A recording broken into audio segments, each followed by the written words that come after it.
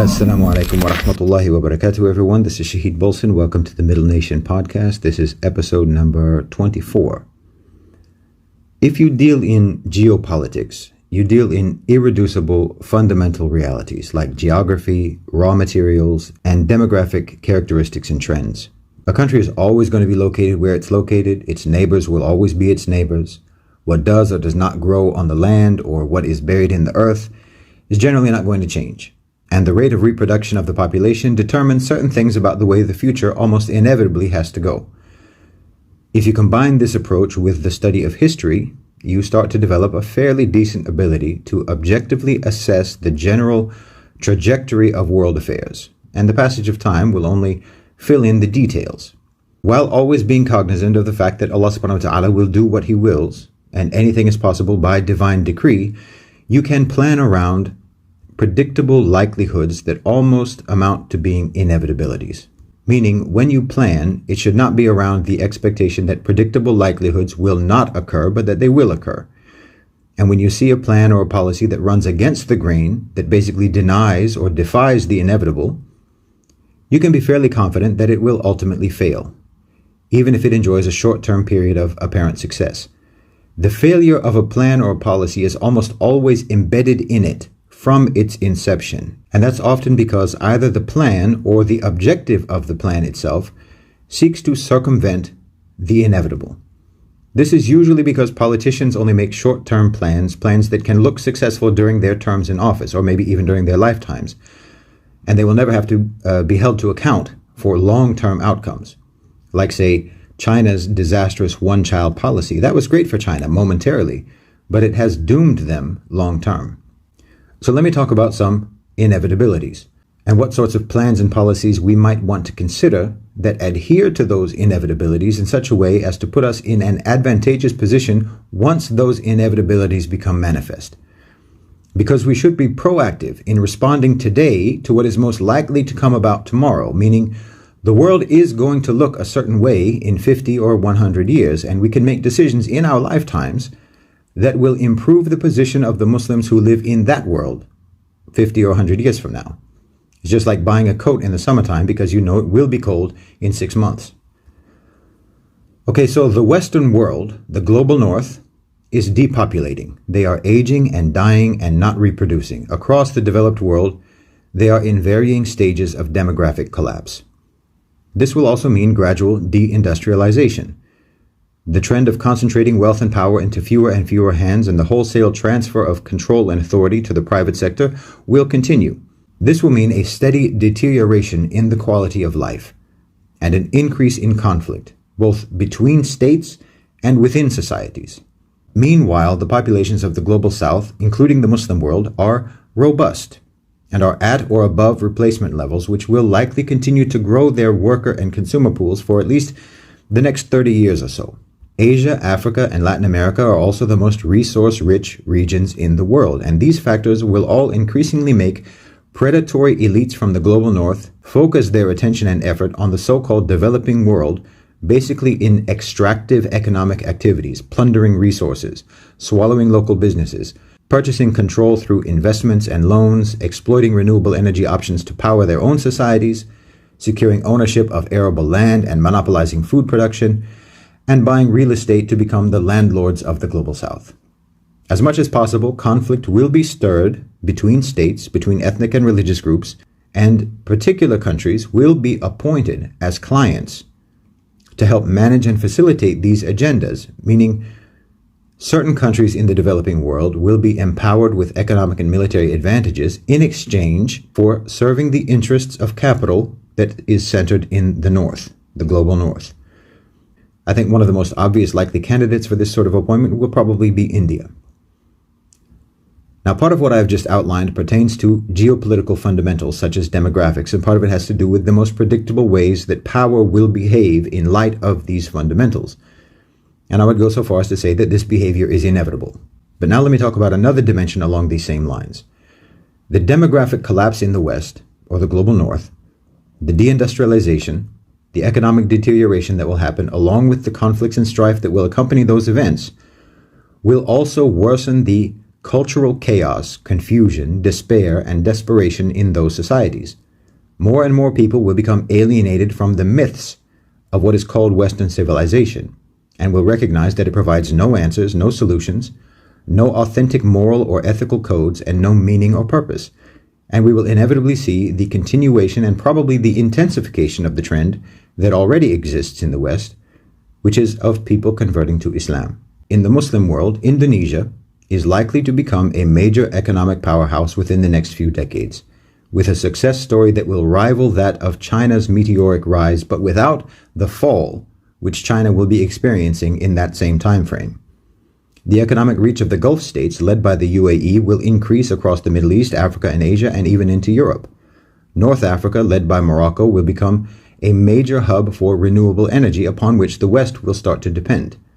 The overall standard of living will improve across the Muslim world, and Muslim political and cultural influence will spread and strengthen as a result.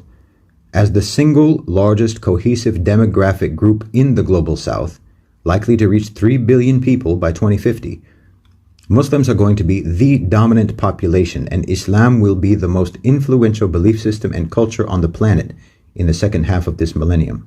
This is an inevitability. Any plans or policies that seek to defy, deny, or delay this are doomed. Now, there is no civilization or culture that is better equipped to challenge Western predatory capital, and no people more capable of frustrating the designs of corporate imperialism on the developing world than the Muslims. There are three major religious groups that prevail in the global South: the Muslims, the Catholics, and the Hindus. The Catholics are found obviously in Latin America and Africa, and the Hindus primarily in India. The Muslims span from North Africa to the Middle East, Central Asia, and Southeast Asia, with significant pockets in other parts of Africa, and even have a presence in Latin America. We will be the default organizing demographic across the Southern Hemisphere. And I would argue that we should build relations with the Latin American and African Catholic community, as they will be the second most organized religious group in the world. Nations of the global South should recognize, and we should encourage and spread that recognition, that Muslim unity, far from being divisive and threatening, is the best defense the developing world has against predatory capital and corporate imperialism. See, there is nothing inherently wrong with capitalism. I would argue that there's nothing new about it either. Markets have always existed, and people have always traded and engaged in commercial exchanges. The problem is that in the West, capitalism is not couched within a broader and deeper moral and ethical sense of social responsibility, accountability, fairness, or any concept of the greater good. In the West, capitalism is a godless pursuit. There is this belief, as I've talked about before, that business is business, and it is a realm of life in which morality and principles are not expected to regulate decision-making. This has caused a massive number of the problems that plague the West today. In Islam, there is no realm of life that we compartmentalize away from morality and justice, and a sizable proportion of Islamic jurisprudence relates to the conducting of trade and business in a fair and transparent manner acceptable to Allah subhanahu wa ta'ala. Most of Southeast Asia converted to Islam specifically as a result of trade and doing business with the Muslims. If the Muslims become a cohesive, united economic power, this is the best possible antidote to the ruthless economic system operated by the West. And it would be the best chance for countries in the developing world to prosper, grow, escape poverty and subjugation, and achieve economic security and stability. To this end, I will repeat what I've said before. The Muslim private sector needs to concentrate on developing partnerships and connections across the global South, decouple as much as possible from the markets and economic system of the global North, and create trade and investment corridors between Asia and Africa, the Middle East and Latin America, and regional trade agreements between, say, for example, the OAU and ASEAN, with preferential terms that favor participating nations. Muslim countries, Muslim companies, or Muslim organizations would be the ideal brokers between developing countries and Western businesses seeking their natural resources and raw materials, because rather than allowing those huge multinational corporations to swoop down with their collective economic power to plunder a country's natural wealth, the Muslims would have a religious interest in ensuring that the most advantageous deals will be made in compliance with Islamic principles of fairness, sustainability, and social responsibility. While in Islam we recognize the inevitability of class differences, we also uphold the honor, dignity, and fundamental rights of all people and their equality before Allah subhanahu wa ta'ala. Wealth does not entitle a person to oppress anyone, nor to evade accountability. Now, are there unscrupulous Muslim business people? Of course there are. But until now, we have all been operating in the dog-eat-dog world of Western neoliberal capitalism. There's been no viable alternative for over a century. But now the West is hollowing out its civilization, burning away the bulk of what once made it a culturally influential force and concentrating its power into the intellectually, ideologically, and morally vapid, single-minded institutions of private capital, corporations. They are whittling their civilizational purpose down to the bone of ruthless profit-making. And corporations are simply no match for Islamic civilization, particularly not when we are prosperous. As a people, we are proud of our deen, proud of our identity as Muslims. In secular terms, you would say that we are ideologically driven, not simply driven by material self-interest.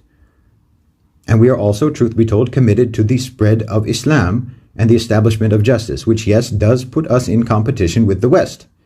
And this, again, makes us the best global community for building an alternative power structure to counterbalance and resist the hegemony of Western private sector power. The Global South should understand that Muslim strength is a protection against Western corporate imperialism, and that no other community is capable of achieving that strength, nor is any other community as likely to exercise that strength as fairly as the Muslims. Now again, the rise of the Ummah as an economic, political, and cultural power is, I believe, inevitable. The question is simply whether or not other nations will adopt policies and stances that seek to delay, defy, or deny this inevitability, or whether they will recognize it and begin to cooperate and collaborate with us. Cooperation and collaboration are strategies we should pursue, initially through private sector partnerships as well as through civil society networking, to build a spirit of solidarity. I believe that in much of Africa and Latin America, there already exists considerable anti-Western, anti-corporate sentiment, and of course a proud history of anti-imperialist and anti-colonialist activism and thought, which we can tap into. There's already a sense in the Global South of confrontation and resistance to Western hegemony, and the ethos of the non-aligned movement still resonates. Business and trade partnerships can and should draw upon this deep current of suspicion and animosity towards Western multinational corporations, particularly in light of the Ukraine war and the campaign of economic isolation against Russia, which is almost universally viewed in the Global South as an American power grab and as a conflict that the U.S. is using to try to coerce loyalty and obedience. There is a growing recognition that the international order is changing and that the developing world is in the crosshairs of Western corporate imperialists. So encouraging private sector solidarity as an explicitly political strategy would surely not fall upon deaf ears. For at least the last 20 years, but actually much longer, Muslims have been preoccupied with trying to prove ourselves to be trustworthy Western allies, and we have largely neglected our rightful role as the leading voice of the oppressed. The non-aligned movement was launched in Bandung, Indonesia, and the Muslims represent the strongest, most cohesive, and most historically relevant population of the Global South. But we have been truant in our duty, and we have been kept too busy with our own catastrophes and challenges, and misguidedly attempting to placate and be accepted by the West because we thought it was necessary for our survival. Unfortunately, we have lost some standing in the Global South as a result. Many of our leaders are seen as Western lackeys, some rightly so. But the Muslims as a nation cannot be done without, and we are the key to the rise of the developing world. Without the Muslims, the Global South is too fractured, too divided, too weak, and too contentious to withstand the onslaught of exploitative Western corporate power.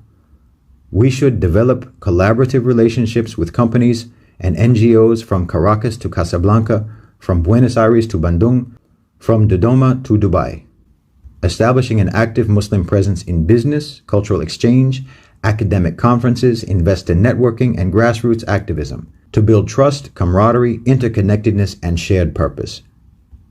Earlier, I mentioned the possibility of Muslim economies positioning themselves as broker nations and talked about, for example, Malaysia buying cocoa from Ghana after Ghana halted exports to Switzerland, saying that Malaysia could import the raw cocoa and then re-export that to Switzerland because the Swiss still want the chocolate. Some people criticize that idea as apparently undermining Ghana's objective of denying its raw cocoa to Switzerland. But Ghana's intention behind the export ban was not punitive. It isn't about denying Switzerland cocoa. It's about fair trade and Ghana building up its own chocolate industry. Look, a deal struck between Ghana and Malaysia would not have to replicate the deal formerly in place with Switzerland. A deal with Malaysia could include Malaysian investment in developing refining and production facilities in Ghana, for instance, or perhaps an agreement for Malaysia to purchase chocolate produced in Ghana alongside raw cocoa. The point of such a hypothetical deal would be to benefit two economies in the global south, who would then dictate terms to Western economies. That was just a brainstorming exercise aimed at finding ways to increase the circulation of goods and services and profits between countries in the developing world, while restricting the direct influence and coercion of Western corporations on smaller, vulnerable economies. What if, for instance, trade corridors could be created which designated particular ports as the only authorized exporters that could ship goods to Europe, making those countries a sort of gatekeeper for trade with a particular region of the global south? Meaning, if, say, Germany wanted to buy materials from Nigeria, they would have to reach an agreement with, for instance, the UAE or Egypt. Germany would pay Egypt or the UAE to purchase the materials from Nigeria, including a gatekeeper fee for Egypt or UAE, and the materials would be shipped first to Egypt or the Emirates, and then on to Germany, thus creating a buffer between Western companies and vulnerable economies in the global south and spreading the financial benefits of trade, while maintaining free trade zones between developing countries. Yes, that would complicate trade with the West, but that's the point. Creating a basically hemispheric protectionist trade barrier. Don't think that something like this isn't possible. It's time for the countries of the global south to assert themselves and assert control over their economic destinies. We can do this through solidarity and cooperation, and Muslims should lead the way. Jazakumullahu khairan wa assalamu alaikum.